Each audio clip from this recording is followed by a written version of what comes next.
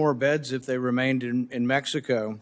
Did the administration, when you came into office, reverse 92 executive orders of the Trump administration, which allowed them to apparently have people remain in Mexico, allowed them to have, probably 90% less parolees than you have? And so when you come to us and you say, oh, gosh, if we only had more legislation, we could do it, why don't you bring back the executive orders of Donald Trump that seem to be working? You immediately got rid of them for political purposes. The border's a disaster. Why don't you bring back the 92 executive orders that you reversed? I respectfully, Ranking Member Paul, disagree with the premise of your question. That's because you refuse to look at the facts, and it's still, I guess, insulting to all of us and insulting to the memory of Laken Riley and to the memory of others who have been killed by people who came into this country. If you thought politics was boring, think again. Check out this explosive Senate showdown between Senator Rand Paul and Secretary Alejandro Mayorkas. Senator Rand Paul didn't hold back, criticizing the Biden administration's reversal of 92 Trump-era executive orders on border enforcement. He slammed the removal of the Remain in Mexico policy, claiming it worsens border security and disrespects victims of crimes committed by illegal immigrants. Paul called the border situation a disaster. Secretary Alejandro Mayorkas fired back, disagreeing with Paul's premise and insisting that criminals should be held accountable. Paul argued that accountability too often comes after the harm is done. March 2nd, an illegal alien who got into the country as a gotaway killed Washington State Trooper Christopher Gadd.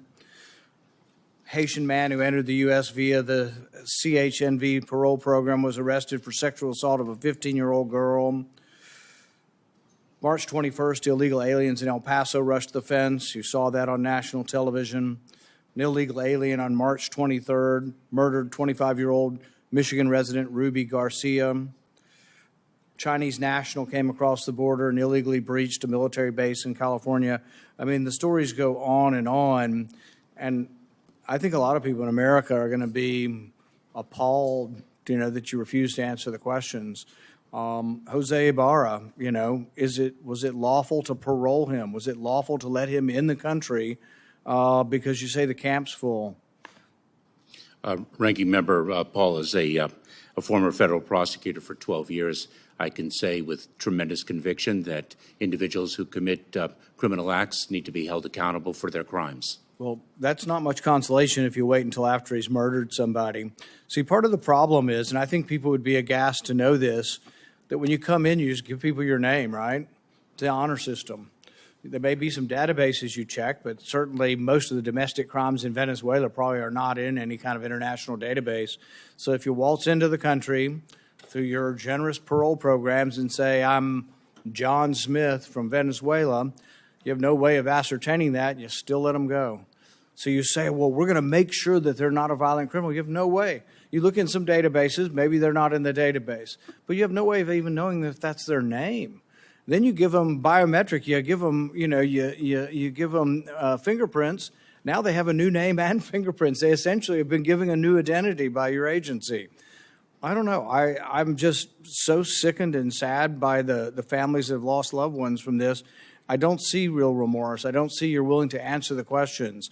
I mean, if it were me, I would be so upset by this. I would be doing everything possible to make sure that another Jose Ibarra doesn't get in. But apparently you let his brother in, too. And his brother's got a rap sheet 10 times longer than Jose does. And so, I don't know. All I can express is disappointment and bewilderment that the Democrats let you get away with it. Mr. Secretary, welcome.